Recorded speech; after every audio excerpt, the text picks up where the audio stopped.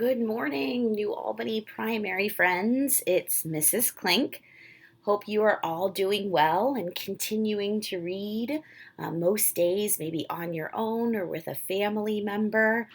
Maybe looking at some of those sites I've been sharing with you to hear some read alouds or to read some digital books.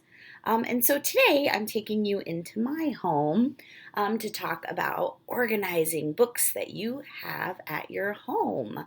And so you'll see on this first slide, this is a picture of a bookcase in one of our spare bedrooms. And it's a bookcase that has my personal collection of fiction picture books. Some of them I've received during our school author visits. Some of them have been gifts. Some of them are just books I wanted to purchase to share with you at school. But I don't have them organized. It's kind of a jumbled mess. So I thought, you know what, while I'm at home during our school closure, I'm going to take the time to put this in library order. And this is something you can try at home too. And so I have a question for you. Can you remember how fiction books are organized at the library? I know third graders, you've had a lot of practice with this skill, second grade as well.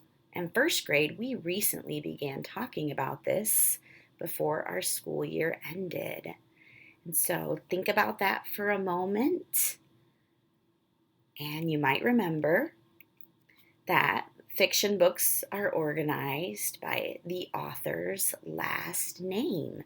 And that is how it will work in our school libraries, but also when you visit the New Albany Branch Library, the fiction books are organized that same way. And so here's one of my books, My Garden by the amazing Kevin Henkes. And so you can see I circled on the spine of the book towards the top Mr. Henkes' last name. His last name happens to begin with letter H. And so once again, here's my bookcase that was not organized at the time that I took this picture. And so what I did to put it in library order, I pulled all the books off one by one, and as I did it, I looked at the spine of each book and I looked at the author's last name. And then I put them in piles. All my A author books are in a pile on the bed, all the B author books. And in doing this, I was able to find out that my largest stack are my S author books.